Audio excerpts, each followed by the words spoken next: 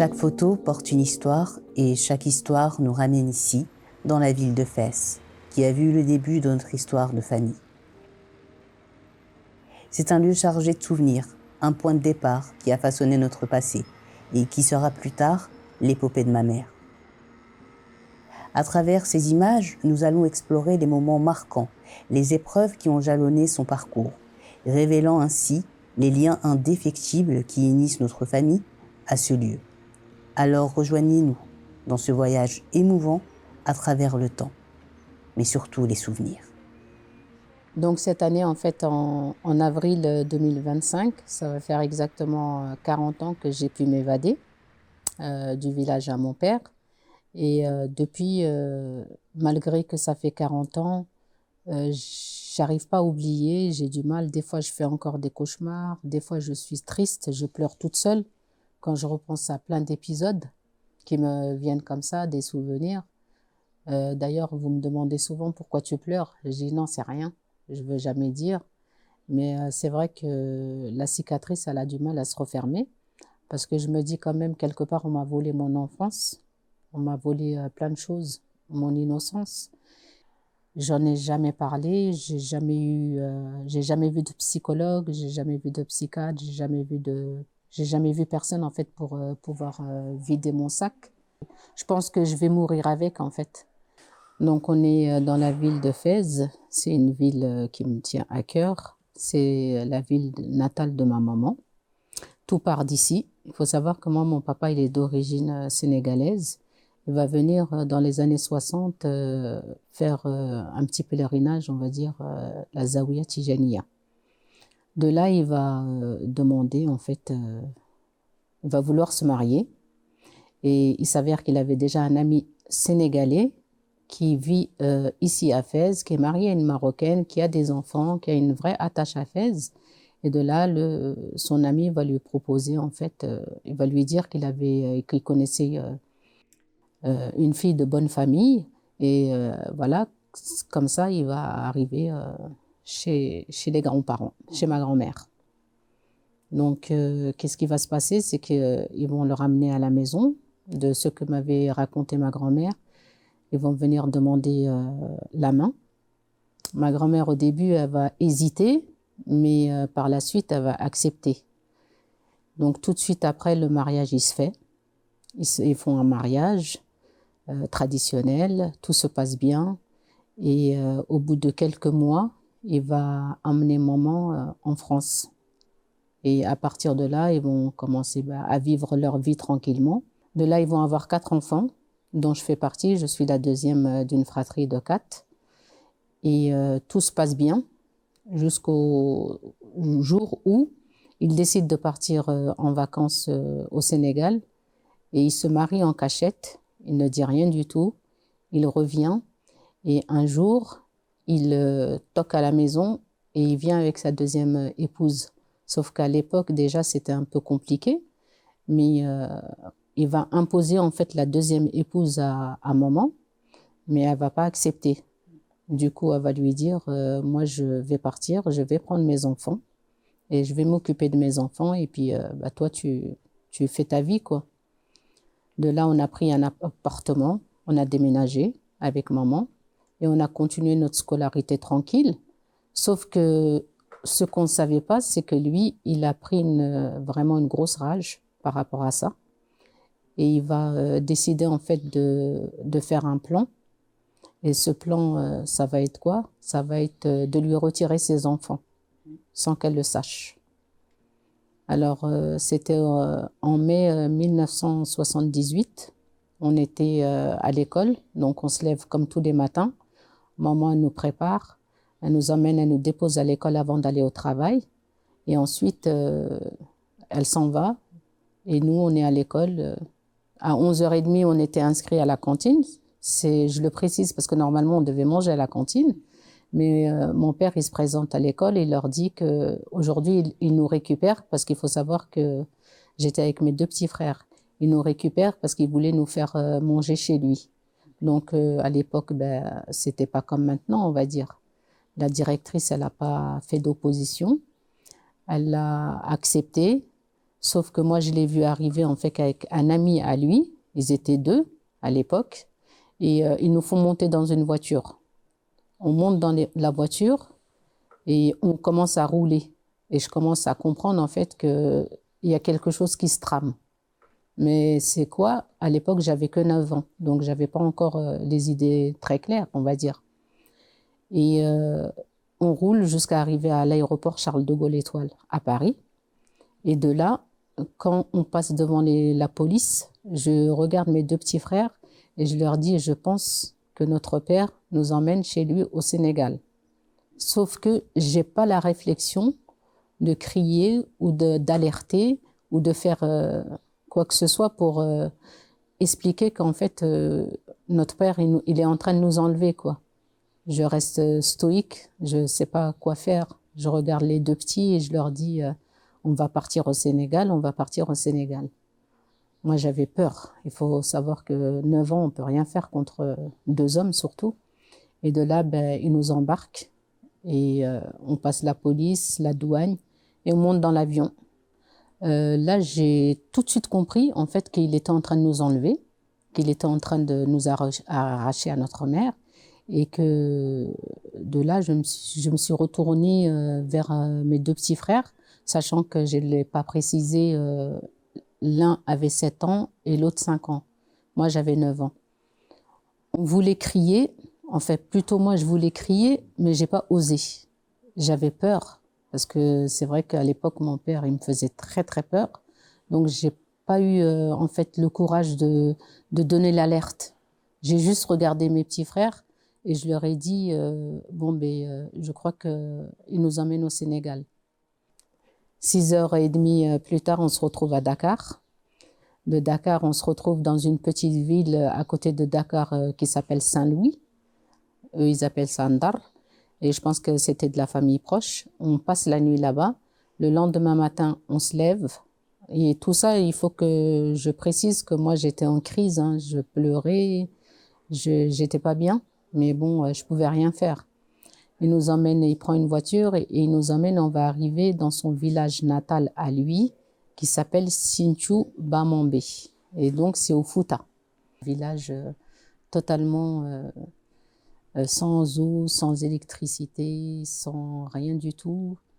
Il va falloir maintenant qu'on s'adapte, quoi. Parce que lui, il nous abandonne, il nous laisse et nous, on commence à crier. Quand on le voit repartir, on crie. Non, il ne faut pas nous laisser ici. Emmène-nous, s'il te plaît. Mais rien n'y fait. Il s'en va. Ça se passe très, très mal. Et eux, la seule réponse qu'ils ont, c'est les coups. Il y a pas, ils ne savent pas s'exprimer, sauf c'est que les coups, quoi. Donc, moi, je vais essayer tant bien que mal protéger mes deux petits frères. Parce que, bon, ils étaient petits. Moi, je me considérais un peu plus grande, à 9 ans. Mais malgré ça, je vais quand même essayer de les préserver et de prendre même des coups à leur place, surtout par rapport aux plus petits. J'étais toujours, en fait, je me mettais toujours comme un bouclier. Et puis voilà, on va rester comme ça. On va nous changer tout de suite les vêtements quand on arrive. On va tout de suite, moi, m'enlever. J'ai pas précisé, mais on est parti avec la blouse de l'école. Donc, j'avais encore la blouse de l'école. Donc, on va me la retirer et on va tout de suite m'habiller avec un pagne. On va montrer comment il faut faire. On va mettre le boubou, le tissu traditionnel du Sénégal. Et il va falloir que je m'adapte. Et on va rester comme ça, à se parler avec des signes, des gestes, jusqu'à que on va apprendre en fait la langue, le peul. Alors, la première nuit, c'est simple, ça va être cauchemardesque. Parce qu'on va faire que de pleurer, on va faire que de réclamer notre maman. Et après, j'ai mes tantes qui vont rigoler, j'ai les oncles qui vont ricaner. Ils vont me dire, écoute, sans dire le prénom à maman, elle n'est pas là et elle ne sera jamais là.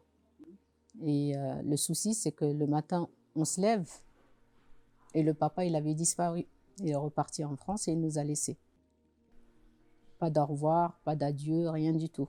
Il nous a posés comme des colis et il est reparti. Et donc, du coup, moi, qu'est-ce que je fais? Je me lève le matin, je vois qu'il n'est plus là.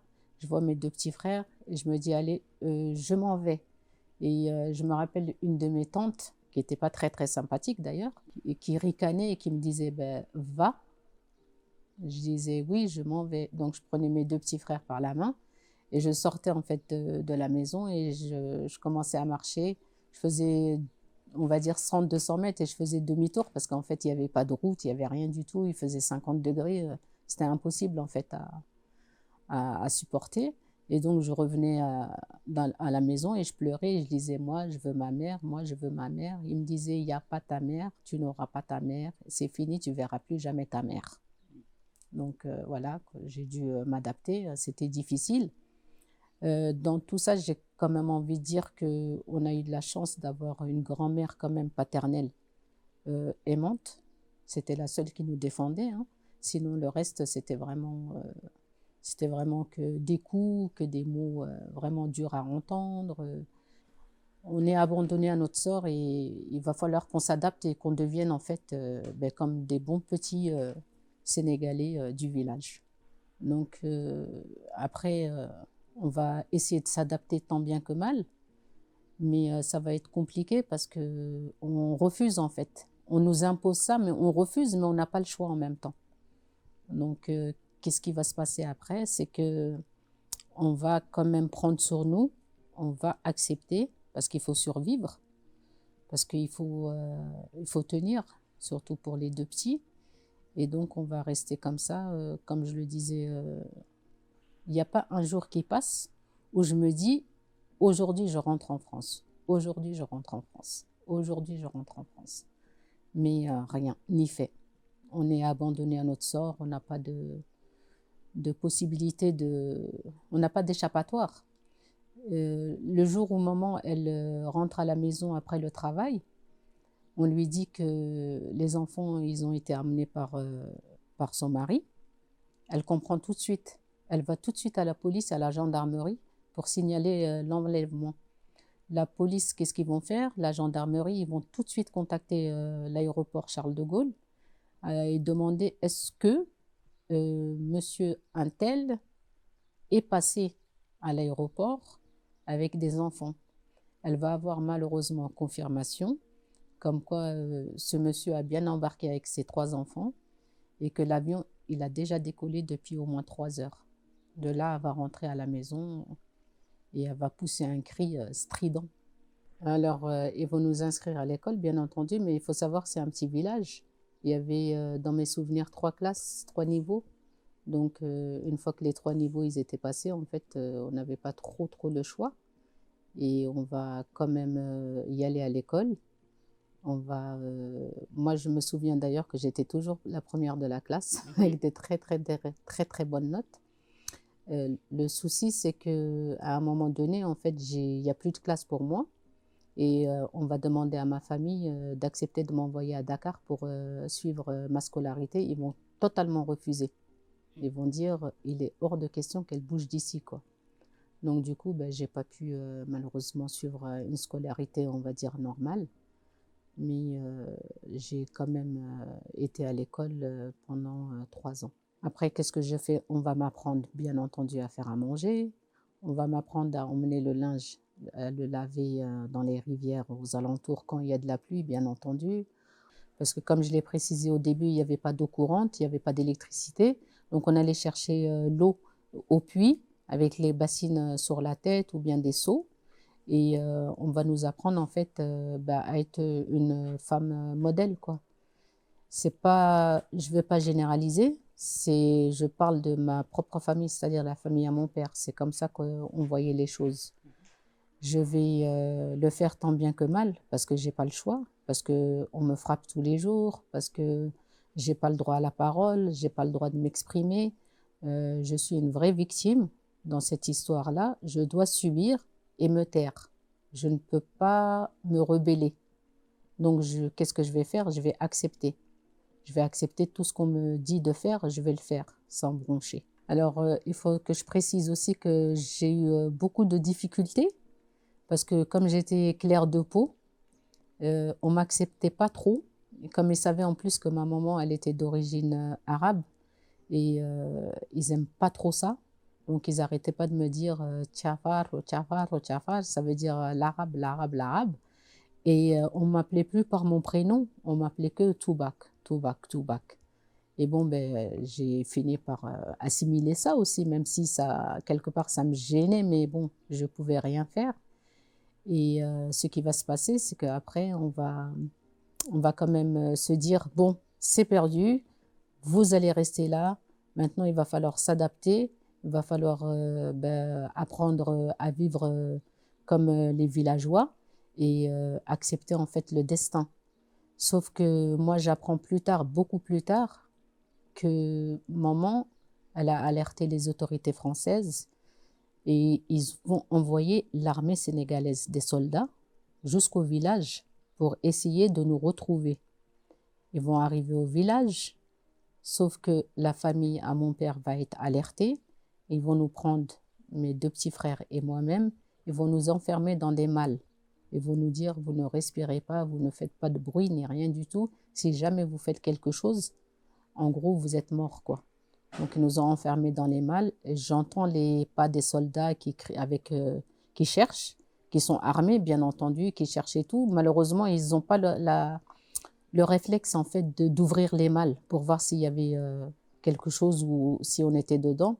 Ils vont rester comme ça à peu près 10-15 minutes à fouiller la maison et ils vont rebrousser chemin et ils vont dire qu'on n'était pas là.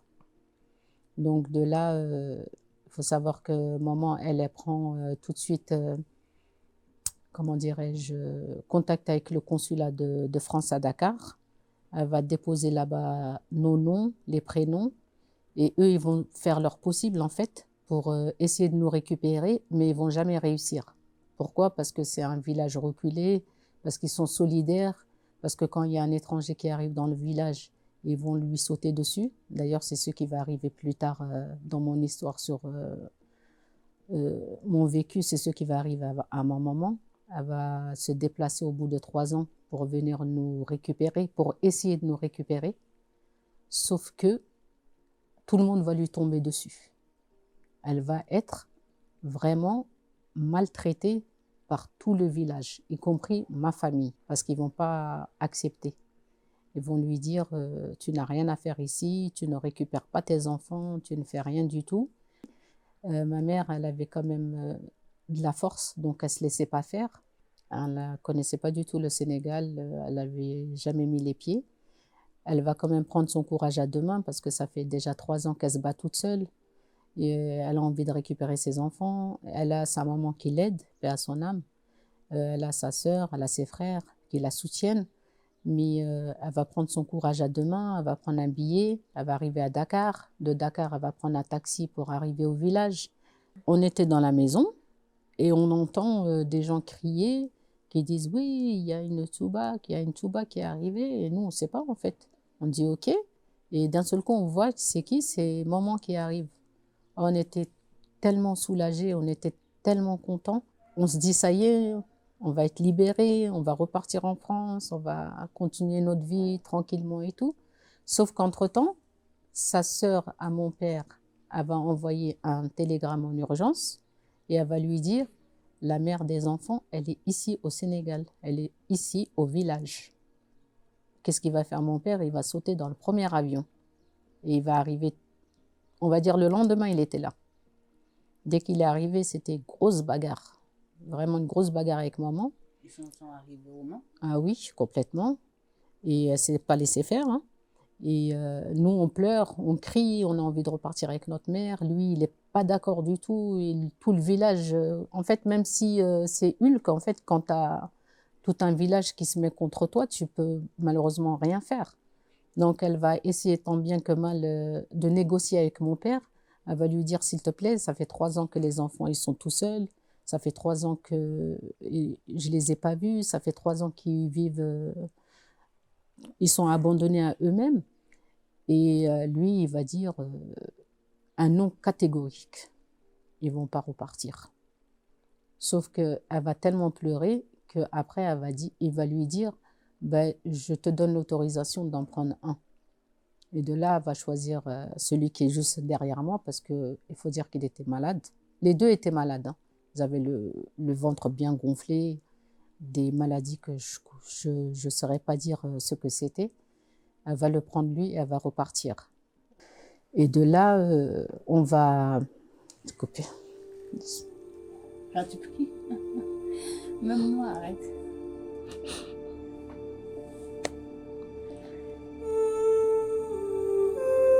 Ça va.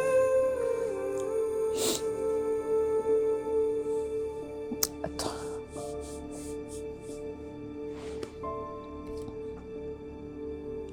Je sais pas si je vais pouvoir finir.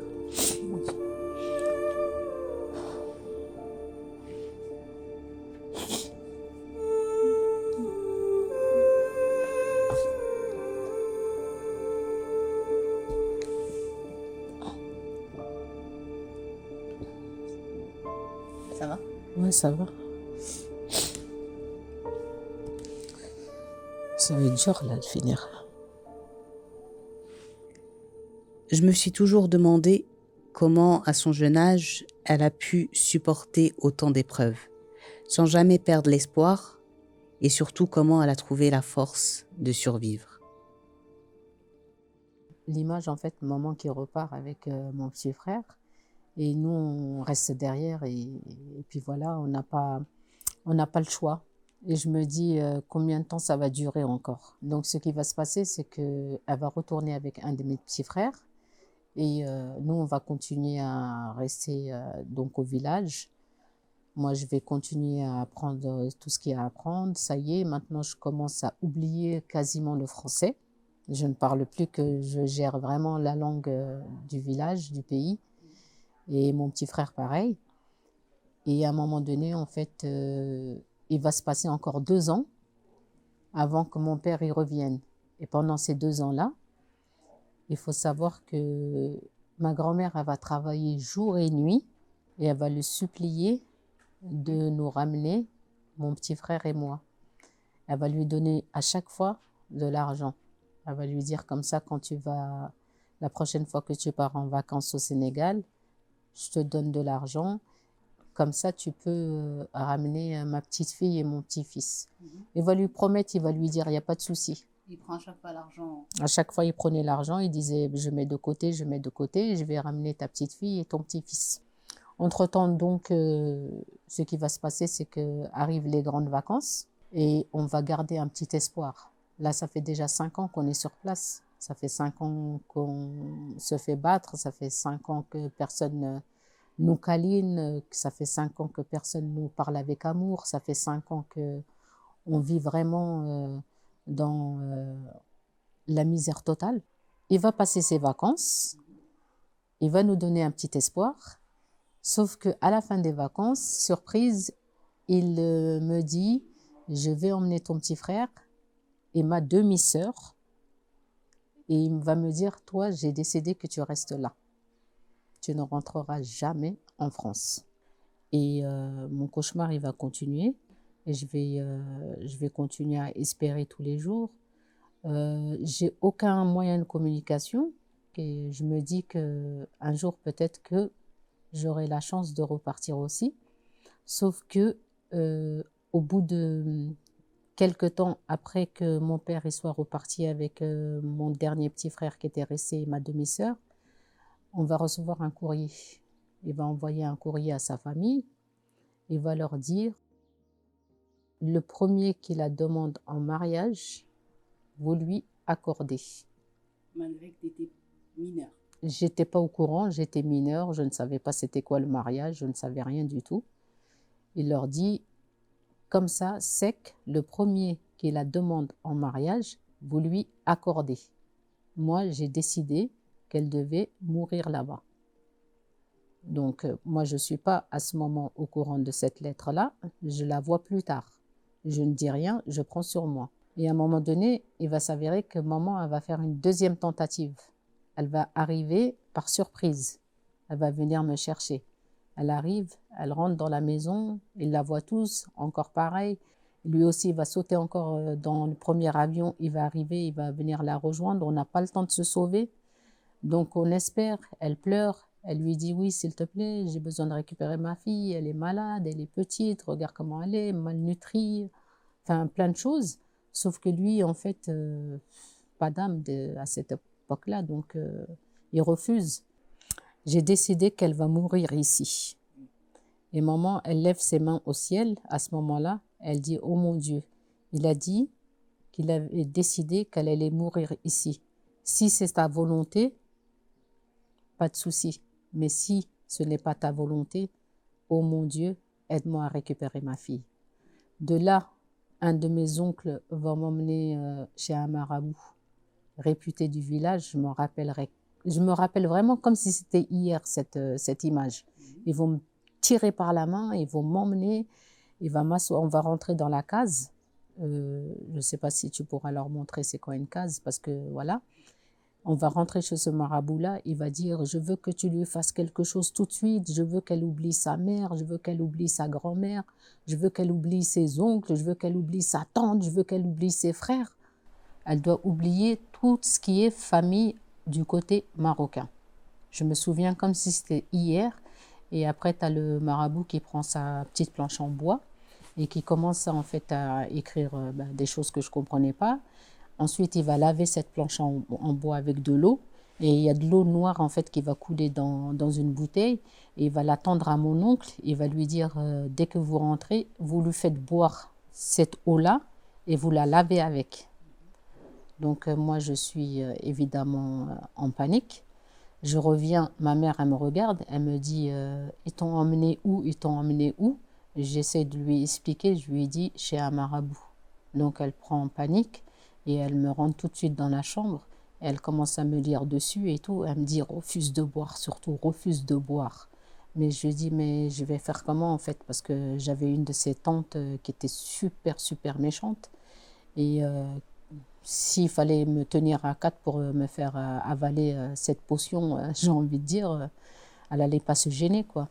Il faut savoir aussi que cet oncle-là, il est un peu spécial parce qu'un jour, il va m'emmener, je me souviens très bien, il va m'envoyer dans le magasin du coin pour me dire, va me chercher des cigarettes. Sauf qu'il n'avait pas d'argent.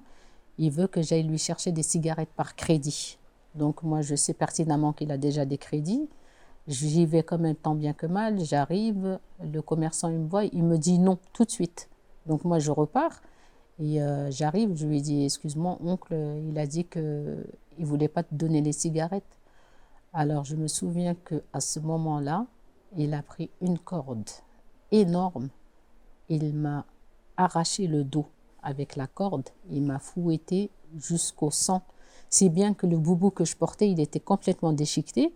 Et il faut que je précise que la maison, elle était quand même pleine. Il y avait le grand frère à mon père, il y avait ses sœurs. Il y avait ma grand-mère, mais malheureusement, elle ne pouvait pas s'interposer. Mais personne ne va venir à mon secours. Ça veut dire qu'il va tellement me frapper que je vais perdre connaissance. Je vais complètement m'évanouir et je vais tomber vraiment au sol. Et je vais mettre peut-être plus de 4 mois avant de cicatriser. Oui, exactement. Je vais mettre 4 mois parce que vraiment, les coups, ils étaient énormes. Je pleurais, je suppliais, mais rien n'y faisait. Il avait décidé, comme il n'avait pas ses cigarettes, il devait se déchaîner sur moi. Donc de là, maman, elle est encore là. Ils vont s'énerver sur elle.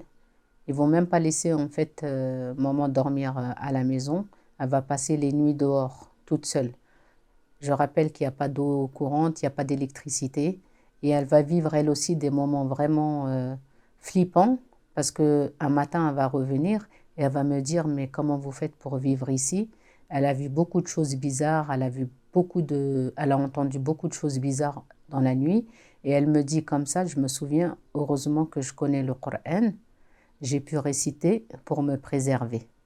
Et donc de là, en fait, maman, elle me dit, surtout, essaye de ne pas boire en fait ce qu'ils vont te donner. Et moi, je vais essayer, en fait, ils vont me forcer à le boire. Je vais essayer de boire sans boire, mais malheureusement, j'avale en fait ce qu'ils me donnent. Je n'ai pas trop le choix. Voilà, on m'impose ceci, donc elle me prend, elle me lit dessus, elle me dit, t'inquiète pas, il ne va rien se passer, il ne va rien arriver.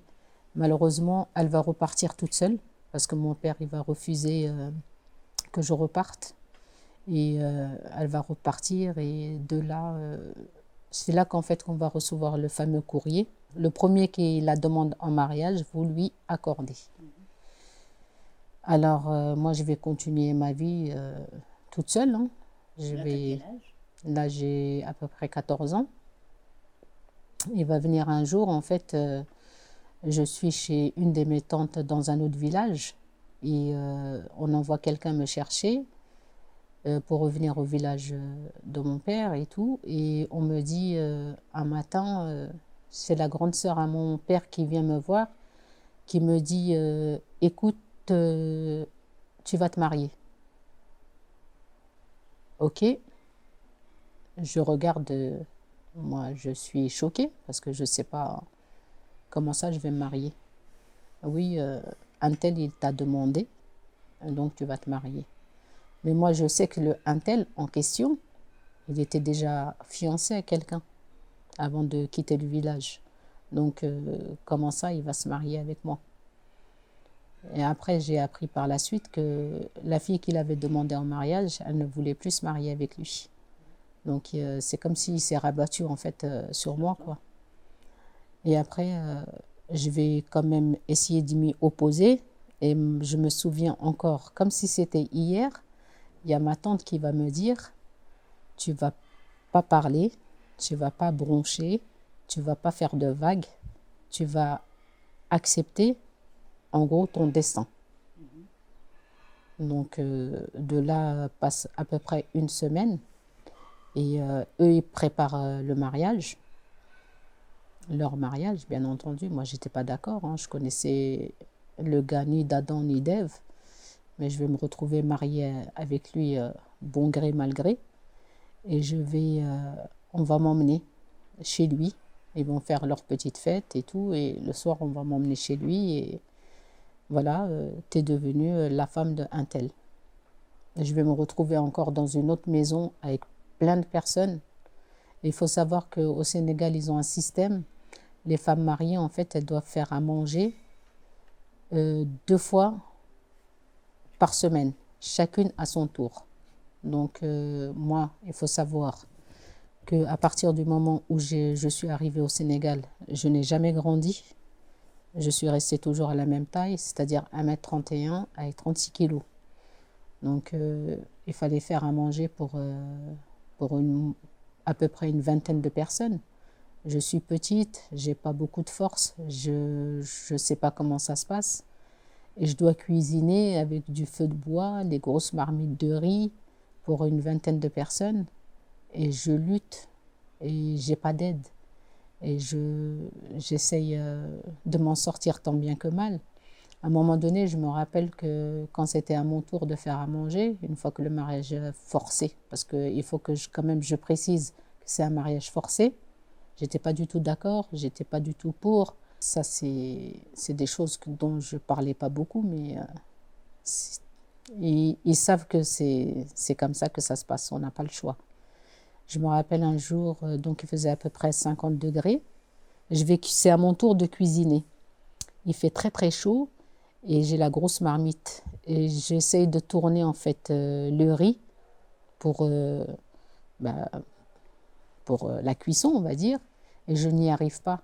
Et j'entends une de mes belles-sœurs qui dit « La pauvre, c'est quand même trop pour elle ». Et il y a l'homme avec qui on me marie qui dit « Laisse-la se démerder ». Comme ça. Laisse-la se démerder. L'épisode de la corde, c'est que ils étaient tellement, en fait, pour moi, c'est pervers. Il y a 50 degrés, ils enterrent la corde, ils la mouillent dans un seau, et ils l'enterrent afin qu'elle puisse bien gonfler. Comme ça, ils sont sûrs que quand ils vont venir me tabasser, il faut que ça fasse mal, quoi. Donc, au-delà de ça, il y a eu un épisode, un matin, je me suis levée, j'étais pas au courant, et ils vont me faire subir une circoncision. Ils vont ramener une voisine qui pèse à l'époque peut-être 100, 150 kilos, qui va s'asseoir sur moi. Ils vont me faire la circoncision et je vais pousser un cri strident tellement que la douleur, elle était immense. Je me rappelle encore comme si c'était hier. Je me suis dit, ça y est, là t'es morte. Là, tu vas mourir. Pas d'anesthésie, pas d'alcool, pas de bétadine, rien du tout. J'ai crié, j'ai juste crié, je disais maman, maman, maman, maman, maman. J'ai crié juste ça, je me rappelle. Et hop, la dame, elle va venir avec sa lame, elle va faire ce qu'elle a à faire et lève-toi et hop, je vais être malade comme ça pendant plus de 2 mois, j'arrive pas à marcher, c'est infecté, c'est un cauchemar total. Mais c'est des pratiques, donc j'étais obligée de passer par là. Et je vais attendre et je vais me dire peut-être que est-ce qu'il y a une porte de sortie maintenant que je suis plus chez la famille à mon père. Alors, c'est vrai que c'est un ami à mon père qui était complètement contre le fait que mon père il nous ait enlevés, qu'il nous ait déposés comme ça au Sénégal et qu'il soit reparti. Il était resté, lui, du côté à ma mère. Et il avait vu que, quand il a su en fait qu'elle avait fait 2 tentatives, qu'elle avait échoué, il avait parlé avec elle parce qu'il voyait qu'elle était vraiment triste, elle pleurait beaucoup. Et il lui a promis que quand il repartirait au Sénégal, qu'il ferait tout pour m'emmener jusqu'à Dakar, pour essayer de me sortir de là-bas. Il a dit, il suffit juste en fait qu'elle vienne chez moi au village, et de là, je partirai directement avec elle. Et arrivé à Dakar, je l'emmènerai en fait au consulat de France, comme ça ils peuvent te la renvoyer. On va dire, ils sont situés à peu près à une 50aine de kilomètres, un peu moins. Sauf que je vais aller me rendre chez ce monsieur, juste pour le voir, pour lui dire bonjour, parce que je l'aime beaucoup, parce que je sais qu'il est de mon côté, parce que je sais qu'il a pitié de nous. Sauf qu'on ne va pas me laisser aller tout seul. On va m'imposer en fait 2 belles-sœurs, plus l'homme avec qui j'étais mariée. Ils vont m'accompagner jusqu'à chez ce monsieur. Et quand je vais arriver, le monsieur il va me voir. Et ça faisait à peine peut-être 2 semaines qu'on m'avait mariée. Donc il va reconnaître que j'ai encore la tenue en fait de la jeune mariée. Et il va être désespéré. Mais moi je ne sais pas pourquoi à cet instant-là, je ne sais pas pourquoi il est triste en fait. Il me voit mais il est triste. Donc il nous donne ce qu'il devait nous donner. On repart. Et là il contacte ma mère. Et il dit à ma mère, écoute, ta fille, ils l'ont mariée. Et c'est comme ça qu'elle va apprendre que je suis mariée. Moi, je vais rester mariée et à un moment donné, l'homme avec qui on m'a mariée, il va partir je pense que c'était en Mozambique, si mes souvenirs sont bons. Il va repartir et moi, je vais me retrouver toute seule.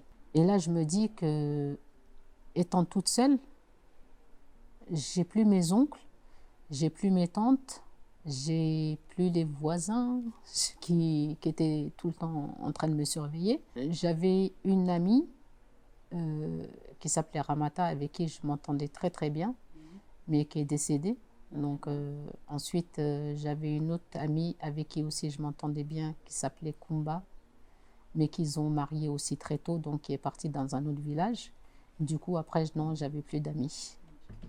Et ensuite, qu'est-ce qui va se passer? C'est que je vais commencer à me poser des questions et à me dire comment je vais faire. Comment je vais faire, comment je vais faire. Et ce que j'ai oublié de préciser, c'est que moi, on m'a mariée, mais je n'avais pas encore mes règles.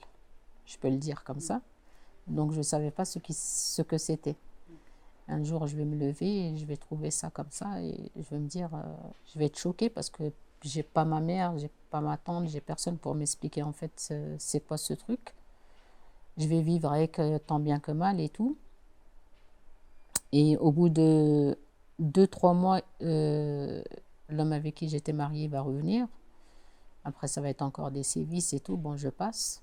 Il va repartir et de là, je vais tomber malade.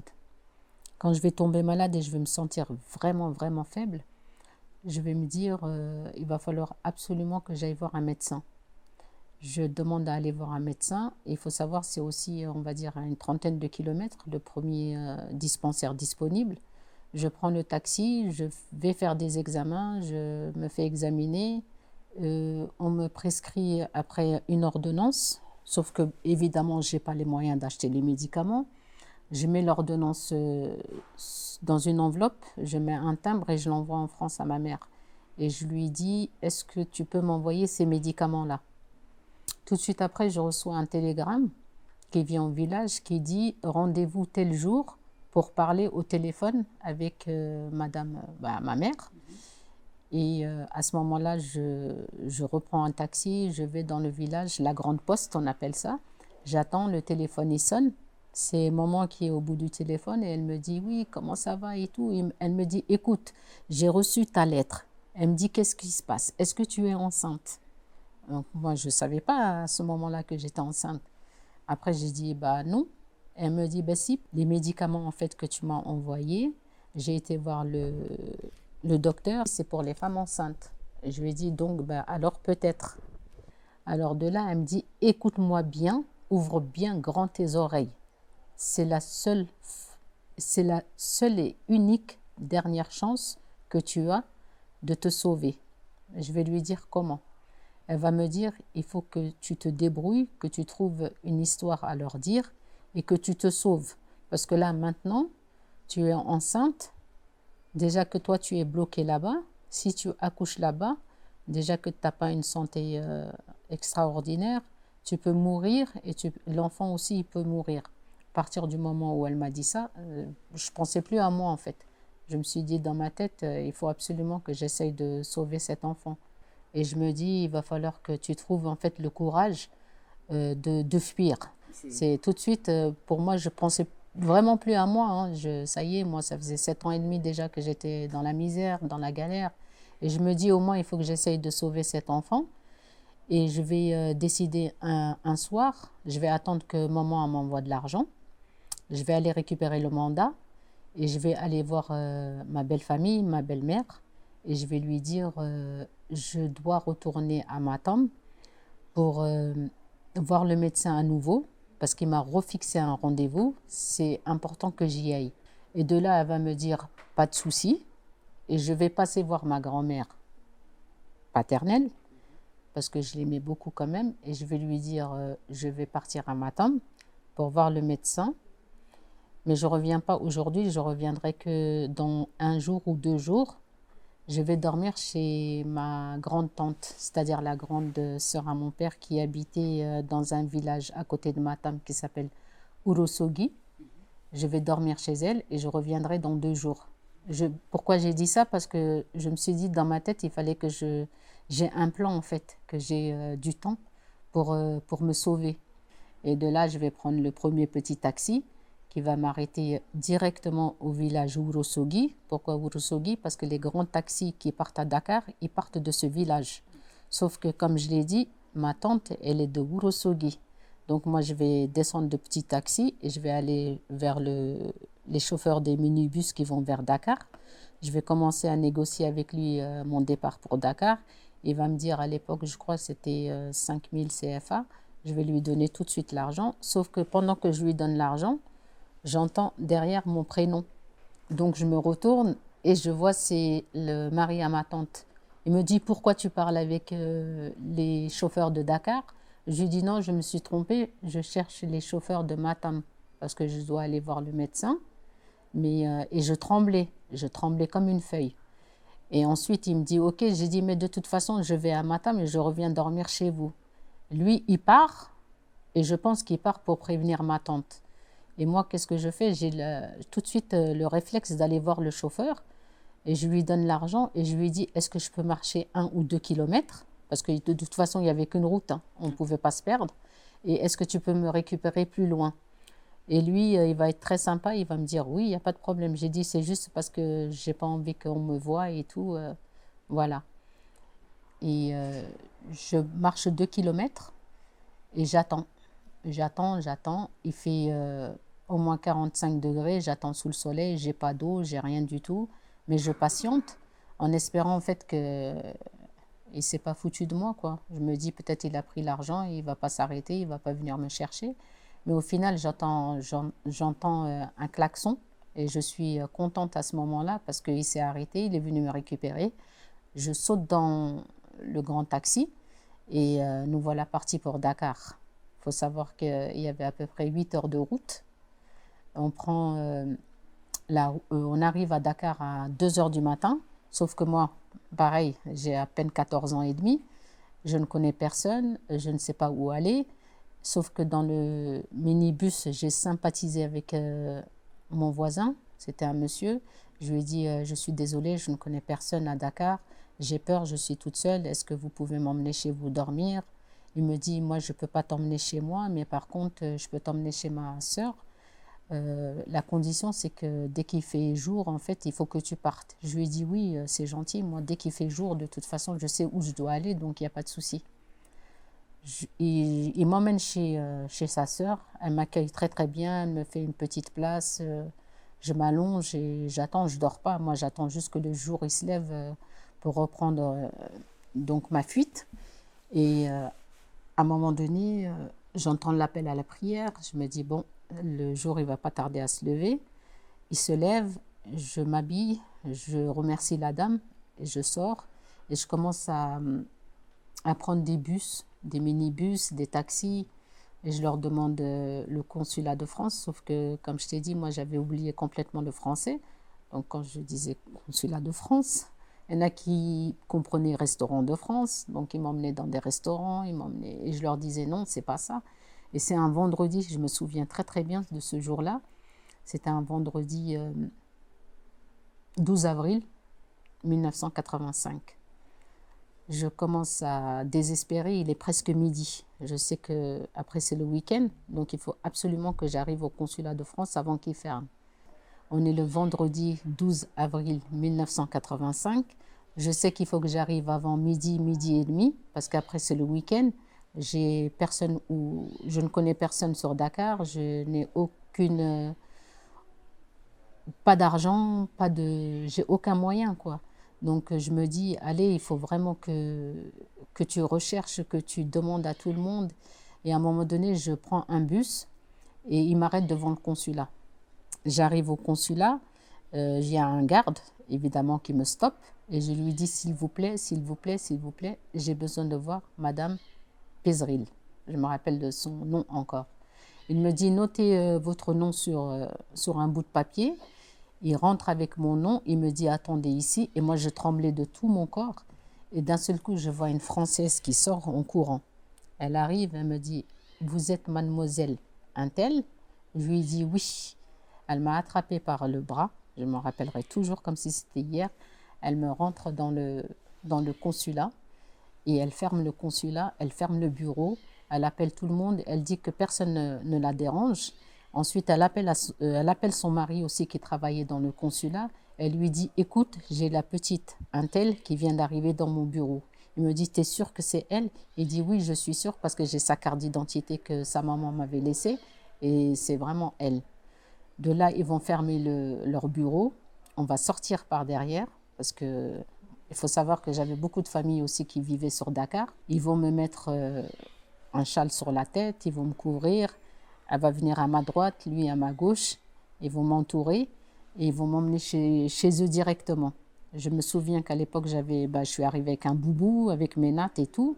Qu'est-ce qu'ils vont faire? Ils vont tout de suite prendre l'initiative d'ouvrir mes cheveux, de me changer les vêtements, de me donner les vêtements à une de leurs filles, c'est-à-dire chemise, pantalon. Ensuite, ils vont m'emmener dans un photomaton pour me faire tout de suite des photos d'identité. Pourquoi ces photos d'identité? Pour me faire un laissez-passer pour revenir en France. Parce que j'avais pas de passeport, j'avais pas de carte d'identité, j'avais rien du tout. Ils étaient juste au courant qu'il y avait des enfants qui étaient enlevés, qui étaient de nationalité française, nés en France. Mais après, ils n'avaient pas d'autres moyens en fait de nous renvoyer.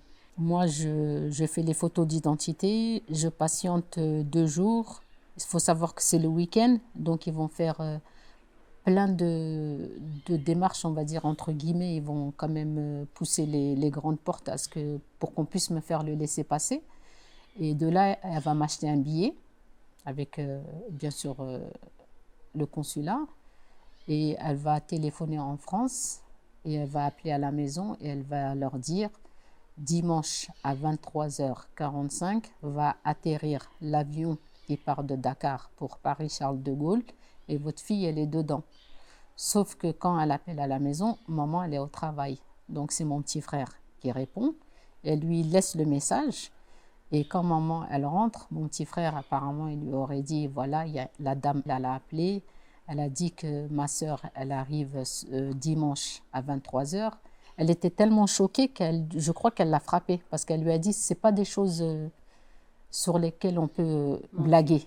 Parce que lui, c'était un blagueur. Donc, elle a dit, c'est pas les choses sur lesquelles on peut blaguer. Et il a pleuré, il a dit non, je te jure. Elle a appelé, elle a dit que le 14 avril à 23h45, l'avion va atterrir et ma sœur, elle est dedans. Ok, elle a tout fait pour essayer de rappeler la dame le samedi, le lendemain. Quand elle l'a eu, la dame, elle lui a confirmé, elle a dit oui, votre fille, elle est avec nous, elle est en sécurité. Demain, on l'emmène dans l'avion, on l'emmène à l'aéroport jusqu'à l'avion et aller juste la récupérer le soir à Charles de Gaulle. Donc, ce qui va se passer, c'est que elle va rien dire, elle est contente. Elle va venir avec ma grand-mère et mon oncle m'accueillir à l'aéroport. Moi, je vais partir, arriver à l'aéroport à Dakar. Je vais entendre encore mon prénom qui va vraiment venir de tous les côtés. On va m'appeler, mais qu'est-ce que tu fais là? Qu'est-ce que tu fais là? Et elle me dit, mais tu les connais? Je dis, oui, c'est mes cousins du village. Elle me dit, ne répondez pas. Gardez la tête baissée, ne répondez à aucun moment. Et moi, je tremblais vraiment comme une feuille. J'avais peur.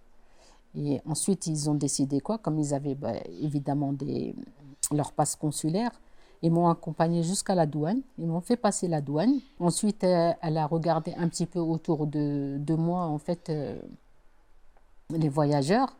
Elle a vu un monsieur qui était quand même une personne de confiance, on va dire. Elle lui dit, est-ce que je peux vous confier cette petite dame jusqu'à Paris? Parce que c'est une personne qui a été enlevée il y a 7 ans et demi. Là, elle repart chez elle, mais il ne faut pas qu'elle soit embêtée par des personnes, en fait. Et c'est avéré d'ailleurs qu'il y avait un ami à mon père dans l'avion qui a fait que de me regarder. Mais j'ai fait style de ne pas le connaître, quoi. Bon, donc, il a dû se dire, ouais, peut-être c'est un sosie. Et donc, je rentre dans l'avion, je respire un coup très fort et je me dis, ouf, ça y est, je rentre enfin à la maison. Le vol, il arrive à Paris. Et je passe la douane, je donne ma feuille, c'est un laissez-passer avec ma photo dessus. Je tremble parce que je me dis, est-ce que ça passe? Parce que moi, j'ai 14 ans à l'époque. Je ne connais pas en fait comment c'est. Est-ce qu'ils vont me dire oui? Est-ce qu'ils vont me dire non? Je me dis, voilà quoi. Je donne la feuille, il me regarde, il fait un tampon, il la garde et il me dit, allez-y. Donc je sors, je suis un peu ébahie, et puis j'entends mon prénom de là-haut. On m'appelle. Je lève ma tête et je vois ma mère. Et j'étais trop contente. Et d'un seul coup, je fais comme ça et je vois ma grand-mère et mon oncle. Après, ils m'ont pris dans les bras, ils m'ont fait un câlin et tout. De là, on a dit, ça y est, libéré. Donc voilà. Et je suis contente. Et puis, je parle pas français, mais c'est pas grave. Je vais apprendre de toute façon. Et ma mère, elle est contente et tout. Et le lendemain, elle décide d'appeler mon père. Parce que, bon, ils étaient séparés, bien entendu. Elle lui dit, j'ai juste une chose à te montrer. Est-ce que tu peux venir à la maison et tout? Il a dit, quand je sors du travail, je viendrai. Donc, moi, j'étais comme ça. Je tremblais vraiment, je tremblais et tout. Je disais, mais quand il va me voir ici, ça y est, je suis morte, il va me tuer, il va m'assassiner. J'étais vraiment en panique totale. Et ce qui s'est passé, en fait, c'est que ma mère, elle m'a dit, comme j'étais vraiment toute plate, on va dire, maigre et petite, elle m'a mise sur son lit, elle m'a couverte et elle a attendu. Mon père, il est venu, il est arrivé, il a dit bonjour. Il était très, très, très souriant. Bonjour tout le monde, ça va? Maison qui l'ont accueilli, ma tante, ça va, tu vas bien et tout? Oui, ça va. Elle est où? On parlait de maman, dans la chambre. Après, elle lui dit, je suis là. Et lui, il arrive et tout, ça va, tu vas bien? Et après, elle lui fait comme ça. Elle lève la couverture. Et j'apparais. Moi, j'apparais, je suis comme ça, tétanisée. J'arrivais pas à bouger. Après, d'un seul coup, c'est comme si tu prends en fait un seau d'eau et tu lui verses sur la tête. Là, il a transpiré, mais vraiment comme j'ai jamais vu quelqu'un transpirer. Il était vraiment en rage totale. Il ne me dit ni bonjour, ni rien. La première phrase qu'il va prononcer, c'est « Rol Nambada Hagartuda France », ce qui veut dire « Comment tu es arrivé ici en France ?» Moi, je vais lui dire, avec l'avion, parce que je suis petite, donc je dis. Ma mère, elle lui dit, écoute, maintenant elle est là, c'est pas ton affaire. Donc il se retourne et il dit à ma mère, c'est normal, toi tu travailles, ta mère elle travaille, donc vous avez les moyens de la ramener. Elle lui dit, écoute, pour une fois, je vais te dire, elle est venue avec 0 centime jusqu'à moi. Et c'est là qu'elle va lui rappeler sa phrase. Tu avais dit que tu avais décidé qu'elle allait mourir là-bas. Et moi, j'avais demandé au bon Dieu, si c'était son destin, je l'acceptais. Mais si ce n'était pas son destin, aide-moi à récupérer ma fille. Et elle lui a dit, eh ben, ma fille, elle est revenue sans aucun centime. Et de là, il a appelé tout de suite sa femme de l'époque, avec qui il est toujours marié d'ailleurs. Elle est venue aussi me voir et elle me dit, pareil, oui, comment t'as fait pour venir? Et elle, bon, l'homme avec qui on m'avait marié, c'était un peu de sa famille à elle. Oui, mais tu te rends pas compte, c'est la honte, machin. Mais en fait, j'en avais rien à faire à ce moment-là, je m'en foutais. Je tremblais un peu, mais mon grand frère, mes oncles, ils lui ont dit, écoute, là maintenant, t'as plus rien à dire. On arrête là. Maintenant, elle est là. On n'est pas au Sénégal. Tu peux rien faire. Il s'est énervé, il est parti, et puis voilà quoi. Moi, on était en avril 85. Ensuite, j'ai accouché en juillet 1985. Il est venu entre-temps, Non, le père. non, il n'est pas venu. Il va venir 3 ans plus tard. Il va venir 3 ans plus tard. Il va pas être du tout compliqué, je ne vais pas mentir. Il va venir avec son frère, son grand frère et ses 2 sœurs qui vivaient en France. Et il va me dire oui, qu'il est venu me récupérer avec son enfant. Ma mère, elle va lui dire, mais est-ce que tu lui as déjà demandé son avis? Est-ce qu'elle voulait être mariée à toi? Donc, elle lui dit, va lui parler. Donc, on se retire dans la chambre. Je lui dis vraiment sans aucune ambiguïté, je n'ai jamais voulu être mariée et je n'ai jamais accepté d'être mariée. Et lui, il va vraiment être respectueux. Il va me dire, c'est tout ce que je voulais savoir. Il va se lever, il va partir, sauf que son grand frère, il va taper une crise. Il va commencer à dire, oui, comment ça se fait, je n'accepte pas. Ma mère, elle va lui dire, écoute, t'habites au Havre, tes sœurs, ils habitent pas loin de Paris. Est-ce qu'un jour, vous vous êtes posé la question, est-ce que la fille de votre frère, elle avait besoin de couches, elle avait besoin de lait, elle avait besoin de médecin, elle avait besoin de... Ils ont dit non. Alors elle a dit, allez hop, levez-vous, tout le monde dehors. Elle les a tous foutus à la porte et ils sont partis. Et puis voilà, quoi, depuis, j'ai jamais plus eu de nouvelles de cet homme-là. Hein. Et puis voilà, ça s'est arrêté comme ça. Mon retour, il a été ainsi clôturé, on va dire.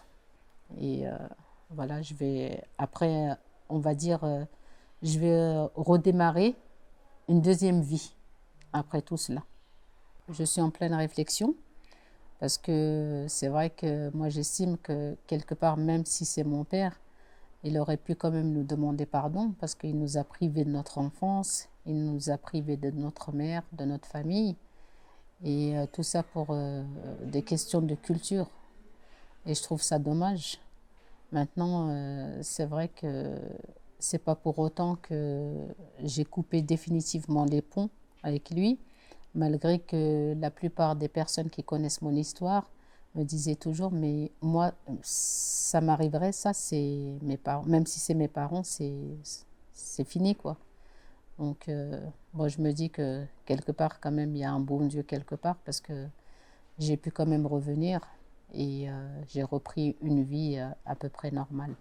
Malgré les traumatismes, malgré la douleur, malgré les cauchemars qui continuent, malgré plein de choses. J'ai toujours gardé ça en moi.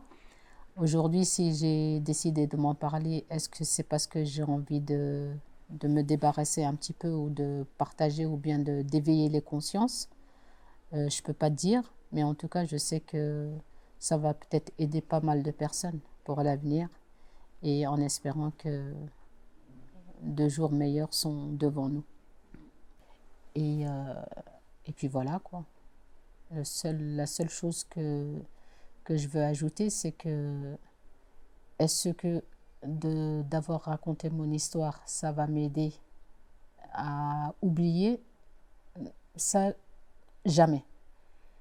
C'est, comme je disais, ça va faire 40 ans et puis ça fait 40 ans que j'y pense tous les jours, quoi.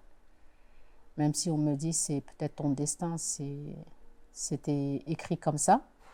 Moi, j'estime que on m'a volé mon enfance juste pour des histoires de culture. Parce qu'ils n'avaient pas la même culture, parce que juste il y avait une haine pour faire mal. Il avait décidé de faire ça, mais je trouve ça pas bien du tout, quoi. En espérant que ça n'arrivera plus jamais dans la vie. C'est les traumatismes qui restent marqués à jamais pour moi. Donc j'espère qu'un jour, peut-être, ça va partir. Même si je suis devenue maintenant grand-mère, ben, le traumatisme, il est toujours présent. Parce que des fois, j'y pense, comme je le disais, des fois, c'est des cauchemars, des fois, c'est des images qui reviennent très, très fortes. Et des fois, je pleure en silence, je pleure des fois devant vous. Vous me demandez toujours pourquoi tu pleures, maman. Ben, non, c'est rien, je ne veux pas dire. Bon, ta petite sœur, tu sais comment elle est. Donc, j'évite de tout raconter. Maintenant, bon, ben, elle va quand même écouter, je pense, l'histoire et elle va plus comprendre. Mais là, je vais arrêter là parce que je sens en fait les larmes qui commencent à remonter et ça va être difficile à aller plus loin. Voilà.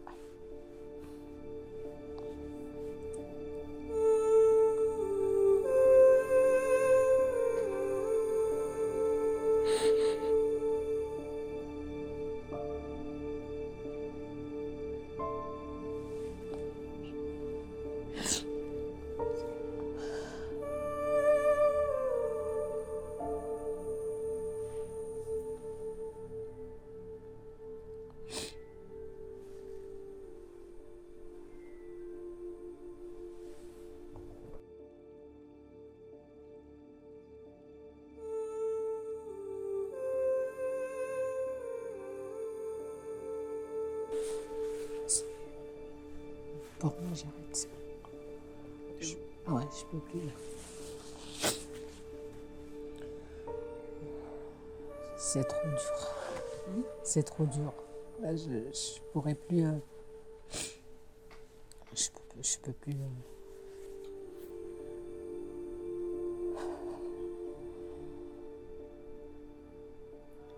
C'est fini pour moi là, je pense. Ouais. C'est un chapitre. Voilà. Ouais. On va dire que je le ferme ici. Où ça a commencé. Ouais, exactement. Où ça a commencé. Même après 40 ans, et peu importe le temps qui passe, nos histoires restent avec nous. Et à chaque fois que nous nous en rappelons, c'est comme si nous les revivions. Ce n'est pas une histoire contre quelqu'un, ni un récit d'un pays contre un autre. C'est notre histoire, telle que nous l'avons vécue, telle que nous l'avons portée à travers les années. Entre le Maroc, le Sénégal et la France, entre le départ et le retour, entre la douleur, mais surtout l'amour. La vérité demeure, nous sommes les enfants de cette histoire et nous la portons dans nos cœurs, partout où nous allons.